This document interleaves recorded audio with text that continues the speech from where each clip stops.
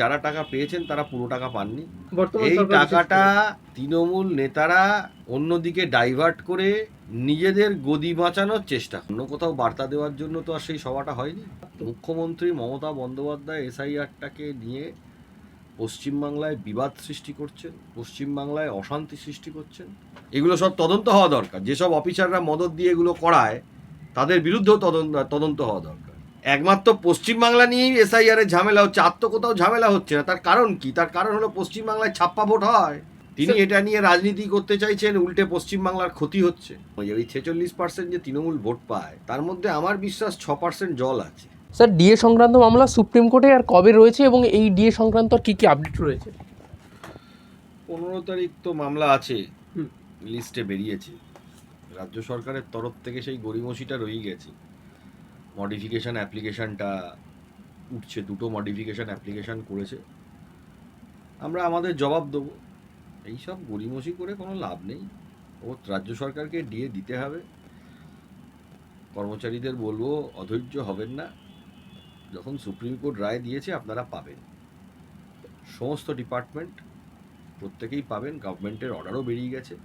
ওই অর্ডারটা বের করেছে সুপ্রিম কোর্টের কন্টেম্পটের মধ্যে যাতে পড়তে না হয়।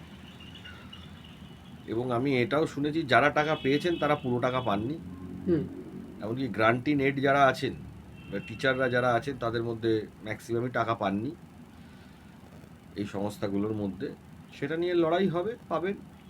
এখন কেউ যদি মনে করে যে আমি দেব না, তার থেকে ছিনিয়ে নিতে হবে। মুখ্যমন্ত্রী তো বিভিন্ন জায়গায় সভা করছেন, নির্বাচনী প্রচার করছেন, সেখানে বলছেন যে 25% ডিএ সরকারি কর্মচারীরা পেয়ে গেছেন। তো এই পেয়ে গেছেন, তো তিনি তো হ্যাঁ করে দিচ্ছেন যে হ্যাঁ পেয়ে গেছেন, কিন্তু এটা কতটা সত্যি? আবারও বলছি, মুখ্যমন্ত্রী মমতা বন্দ্যোপাধ্যায়ের কথা বিশ্বাস করবেন না। তার কোনো কথা বিশ্বাসযোগ্য কথা নয়। তিনি সবার সামনে দাঁড়িয়ে জোর গলায় মিথ্যা কথা বলতে পারেন। সারদায় 22 লক্ষ মানুষ প্রতারিত হয়েছিল এই তৃণমূল নেতাদের কথাতে। 26,000 মানুষের চাকরি চলে গেছে এই তৃণমূল নেতা মন্ত্রীদের কথাতে। এটা অস্বীকার করার জায়গা নেই, এটা ফ্যাক্ট, এটা ঘটনা। কর্মচারীদের বলবো ঐক্যবদ্ধ হন, লড়াই আরও আছে। যেরকম ঐক্যতা আপনারা দেখিয়েছেন, এক ধাপ আমরা এগিয়েছি, আইনি অধিকার প্রতিষ্ঠা হয়েছে। আগামী দিনের লড়াই আরও সংগঠিত করতে হবে, আরও লড়াই আছে। 2019 রোপার লড়াই আছে, সেটা নিয়েও আমরা লড়বো। তিনি বলছেন শিক্ষকরাও খুব শীঘ্রই ডিএ পেয়ে যাবেন। এই শিক্ষকদের ডিএ নিয়ে কোথাও গিয়ে কি কোনো কাজ কি এখনো পর্যন্ত এগিয়েছে সরকারের তরফ থেকে? সরকার দেবে না। ভোটের সময় যে যাই বলুক, সরকার দেবে না, দেবে না। এই টাকাটা তৃণমূল নেতারা অন্যদিকে ডাইভার্ট করে নিজেদের গদি বাঁচানোর চেষ্টা করছে। কর্মচারীদের কেন দেবে? সেইটা নিজেদের অধিকার নিজেদের প্রতিষ্ঠা করে নিজেদের লড়াই করে নিতে হবে। এটা তো আমি বারবারই বলছি। 15 তারিখ মামলা উঠবে, দেখা যাক। আমরাও প্রস্তুত, তারপর দেখা যাক কি হয়। স্যার, এদিন হাজরা মোড়ে যে সভাটি হলো, এইখান থেকে কোথাও গিয়ে কি একটা শক্তিশালীপূর্ণ মেসেজ গেল মমতা বন্দ্যোপাধ্যায়ের কানে? অবশ্যই। দেখুন না, দক্ষিণ কলকাতায় ভবানীপুরে কোনো সভা করা মানে সেটা তো নিশ্চয়ই মুখ্যমন্ত্রীকে জানানোর জন্য। অন্য কোথাও বার্তা দেওয়ার জন্য তো আর সেই সভাটা হয়নি। মুখ্যমন্ত্রীকে বার্তা দেওয়ার জন্যই এই সভাটা হয়েছে। তিনি ভুলভাল প্রচার করে যাচ্ছেন, তাই তার জায়গায় গিয়েই এটা করে আসা হয়েছে। আগামী দিনে আবারও হবে। তবে আপনাদেরকে বলবো, ভরসা রাখুন। দেশে আইন আছে, আদালত আছে, ডেফিনেটলি আপনারা বিচার পাবেন। স্যার, এই ভুল বোঝাবুঝি নিয়ে আরেকটা কথা একদম সামনে আসছে, যেটা এসআইআর নিয়ে। এই এসআইআর সংক্রান্ত এত ঝামেলা, এত কিছু, যদি মুখ্যমন্ত্রী প্রথমেই এই স্টেটমেন্টটা, তার যে ঐতিহাসিক স্টেটমেন্ট যে এসআইআর আমি হতে দেবো না, এই স্টেটমেন্ট যদি তিনি না দিতেন, তাহলে এত ঝামেলা কি বাড়তো? মুখ্যমন্ত্রী মমতা বন্দ্যোপাধ্যায় এসআইআরটাকে নিয়ে পশ্চিমবাংলায় বিবাদ সৃষ্টি করছেন, পশ্চিমবাংলায় অশান্তি সৃষ্টি করছেন। তিনি অন্যায় করছেন। আমি ভারতবর্ষের যে ইনভেস্টিগেটিং এজেন্সিগুলো আছে তাদের কাছে অনুরোধ করব এই বিষয়ে তদন্ত করতে, এবং মুখ্যমন্ত্রীকে তার কি ভূমিকা এই বিষয়ে সেটা নিয়েও তদন্ত করতে। কিন্তু স্যার আজকে সুপ্রিম কোর্ট একদম বললো যে এই দুটো সাংবিধানিক যে সংস্থা তাদের মাঝখানে আমজনতা স্যান্ডউইচ হয়ে যাচ্ছে, এটা কোথাও গিয়ে তো একটা সমস্যার কারণ হয়ে দেখুন, যাচ্ছে। মুখ্যমন্ত্রী মমতা বন্দ্যোপাধ্যায় এসআইআর তো রুখতে পারবেন না, এটা একটা আইনি প্রক্রিয়া। এসআইআর ভারতবর্ষে পশ্চিমবাংলার জন্য শুধু হচ্ছে, আর কোনো রাজ্যের জন্য হচ্ছে না, এরম কি হয়েছে? তা তো না। এসআইআর পশ্চিমবাংলায় এই প্রথমবার তৃণমূল শাসনে হচ্ছে।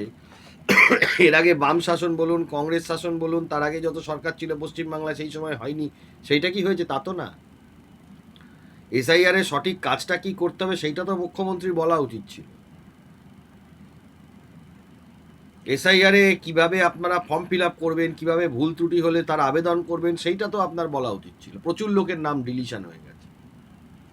ডিলিশন হয়ে যাবার পরবর্তী পদক্ষেপ তারা কি নেবেন সেইটা বলা উচিত ছিল। তিনি এখন তার মতন বলে যাবেন। তিনি এটা নিয়ে রাজনীতি করতে চাইছেন, উল্টে পশ্চিমবাংলার ক্ষতি হচ্ছে। আবারও বলছি জনগণের কাছে, তৃণমূল দল এবং মুখ্যমন্ত্রীর কথায় বিভ্রান্ত হবেন না। স্যার আজকে সুপ্রিম কোর্টের শুনানির পর সুপ্রিম কোর্ট স্পষ্ট কি বার্তা দিল এসআইআর নিয়ে? এসআইআর এ দেখুন, এসআইআর যেটা আইনি প্রক্রিয়া সেইটা হবে। যাদের নাম বাদ গেছে তাদের জন্য ট্রাইব্যুনাল হয়েছে, তারা ট্রাইব্যুনালে অ্যাপিল করবেন। আপনার কাছে ডকুমেন্ট থাকলে কেন আপনার নাম বাদ যাবে বলুন তো? সঠিক ডকুমেন্ট যদি থাকে সেটা তো আপনাদের অ্যাপিল করার জায়গা রয়ে গেছে। রিটায়ার্ড বিচারপতিরা সেই ট্রাইব্যুনালে বসছেন, সেই ট্রাইব্যুনালের অর্ডারের পরে হাইকোর্টেও আসতে পারবেন। তাই জন্য এত ভয় পাওয়ার কিছু নেই। স্যার এবার ভোটের লাইনে কোথাও গিয়ে কি বায়োমেট্রিক হবে এমন কোনো কথা কি সুপ্রিম কোর্ট জানিয়েছে? হওয়া তো উচিত, হওয়া তো উচিত। পশ্চিমবাংলা একমাত্র রাজ্য সারা ভারতবর্ষে যেখানে ফলস ভোটের সংখ্যা বেশি। তৃণমূল এসআইআর নিয়ে ভয়ে আছে, কারণ পার কেন্দ্রে দেখা যাচ্ছে মোটামুটি ধরুন 20-25-30 হাজার ডেড ভোটার লেফট ভোটার আছে। এখন সেই 20-25-30 হাজার যে ডেড ভোটার লেফট ভোটার, সেগুলো তৃণমূল যা করার করত, ছাপ্পা ভোট দিত। ওদের একটা পার কেন্দ্রে টার্গেটই থাকতো 5,000-10,000 করে ফলস ভোট মারবে। সেইটা এবারে একেবারে বন্ধ হয়ে যাবে এবং এটা বন্ধ হওয়া উচিত। এটা বন্ধ না হলে জনগণের স্পষ্টত রায় পর্যন্ত বোঝা যাচ্ছে না। প্রত্যেকটা নির্বাচনে এই জিনিস চলছে। এই ভোট আসছে, আপনারাও তো দেখাতেন আগে হলে, ব্যালট বাক্স তুলে নিয়ে চলে গেল। ওপেন ছাপ্পা হচ্ছে পশ্চিমবাংলায়। এই যে আপনার মিউনিসিপ্যালিটি, পঞ্চায়েত, এগুলো কোনো নির্বাচন হয়নি। নির্বাচনের নামে প্রহসন হয় পশ্চিমবাংলায়। এগুলো সব তদন্ত হওয়া দরকার। যেসব অফিসাররা মদত দিয়ে এগুলো করায় তাদের বিরুদ্ধেও তদন্ত হওয়া দরকার। এবং সেটা বছরের পর বছর, দিনের পর দিন, মাসের পর মাস একটা গণতান্ত্রিক রাষ্ট্রে হয়েই চলেছে। এটা কি ধরনের, কি করে সম্ভব? স্যার সুপ্রিম কোর্টের প্রধান বিচারপতি এও প্রশ্ন তুলেছেন যে বিহারের ক্ষেত্রে এক নিয়ম এসআইআর এর ক্ষেত্রে, আর পশ্চিমবঙ্গের ক্ষেত্রে এক নিয়ম কেন? এই বিষয়টা আপনি কিভাবে দেখছেন?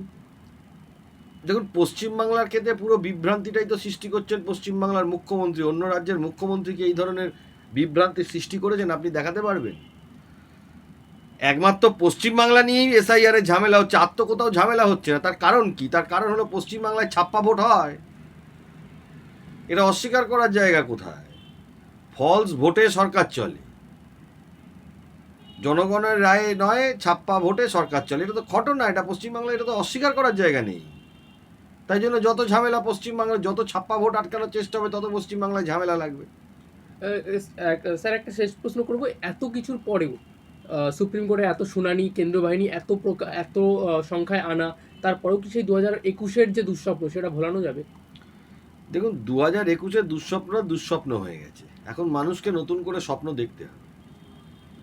আগামী দিনে পশ্চিমবাংলাটাকে গড়ার জন্য মানুষকে নতুন করে স্বপ্ন দেখতে হবে এবং সেই স্বপ্ন নিয়ে লড়াই করতে হবে। যেটা পাস্টকে তো আপনি চেঞ্জ করতে পারবেন। সেই 2021-এর স্বপ্ন আবারও ঘুরে ফিরে আসবে না তো এই তৃণমূলের হারমাত বাহিনীর সৌজন্যে? দেখুন, এটা ঘটনা যে পশ্চিমবাংলায় মাসেল পাওয়ার আর মানি পাওয়ারে সরকারি দল তৃণমূল কংগ্রেস, সরকার পরিচালনা করা যে দল, তারা অনেক এগিয়ে। তবে এবারে আমি যেটা বুঝতে পারছি যে ভোটটা অনেকটা ফেয়ার হবে। কতটা হবে সেটা তো ভোট না হলে তো আমি বলতে পারবো না। আগের তুলনায় অনেক আগের তুলনায় অনেক ফেয়ার হবে। এবং ফেয়ার ভোট যদি হয়, আমার বিশ্বাস তৃণমূলের ভোট পার্সেন্টেজ অনেকখানি কমে যাবে। এই 46% যে তৃণমূল ভোট পায় তার মধ্যে আমার বিশ্বাস 6% জল আছে, 6% জল আছে। এটা হতে পারে না কখনো। একটা কেন্দ্র আপনি চিন্তা করুন 7 লক্ষ ভোটে জিতছে, মানে বিরোধীরা কোনো ভোটই পায়নি। এটা কি করে সম্ভব একটা গণতান্ত্রিক রাষ্ট্রে যেখানে বহুদলীয় গণতন্ত্র, এখানে তো একদলীয় না। আপনি যদি ভোটের যে ইলেকশন শিটগুলো হয় দেখেন, যতগুলো রাজনৈতিক দল ইন্ডিপেন্ডেন্ট ক্যান্ডিডেট নোটা দাঁড়ায় প্রত্যেকেরই কিছু না কিছু ভোট থাকে, নোটাও ভোট পাচ্ছে। এ তো ঘটনা। আপনি যদি প্রত্যেকটা জায়গার ইলেকশন শিটগুলো দেখেন, সেখানে আপনি ডায়মন্ড হারবার চলে যান, 7 লক্ষ ভোটে লিড। এ কি করে সম্ভব হয়? তার মানে ওখানকার মানুষজন ভোট দিতে পারে না। এটা সম্ভবই নয়, এটা বাস্তবেই সম্ভব নয়। স্যার আরেকটা কথা বলবো, মুখ্যমন্ত্রী তিনি বিভিন্ন জায়গায় সভা করছেন, সেখানে তিনি উল্লেখ করছেন তার নমিনেশন জমা দেওয়ার কথা। তিনি বলছেন আমাকে স্ক্রুটিনির নামে 4 ঘন্টা আটকে রাখা হয়েছে। মুখ্যমন্ত্রী তিনি মুখ্যমন্ত্রী ছিলেন তাই বলে কি তাকে 4 ঘন্টা জিজ্ঞাসাবাদ করা যাবে না? দেখুন, আমি আপনাকে একটা কথা বলি, এইসব কথার কোনো ভার্সি নেই। ওনার রিপ্রেজেন্টেটিভরা ছিল ওনার হয়ে বলার জন্য, ওনার বিরুদ্ধে অবজেকশন জমা পড়েছিল, সেই অবজেকশনের উনি উত্তর দিয়েছেন। ইলেকশন কমিশনের দয়ায় তিনি তার মনোনয়ন পেশ করে এখন তিনি নির্বাচনের প্রতিদ্বন্দ্বিতা করবেন। বেসিক্যালি তিনি ইলেকশনে যে এফিডেভিট দিয়েছেন সেই এফিডেভিট তিনি সঠিক তার ক্রিমিনাল কেসের ডিসক্লোজার করেননি, এটা ঘটনা। এখন ক্রিমিনাল কেস অনেক সময় ডিসক্লোজার না করলে তার কিছু আইন আছে, সব কেস তো আর আমি নাও জানতে পারি, আমার নামে কটা এফআইআর হয়ে আছে আমি জানবো কী করে, সেই ডিফেন্সটাও অনেকে নেয়। তো সেটা কারণে সাধারণত ক্রিমিনাল কেস পেন্ডিং কি আছে না আছে সেটা যদি ডিক্লারেশনের মধ্যে অনেক সময় না থাকে, সেই ক্ষেত্রে নমিনেশন বাতিল সাধারণত হয় না। ইলেকশন কমিশন করেনি, এখন তিনি কন্টেস্ট করবেন ভবানীপুরে, দেখা যাক কি দাঁড়ায়।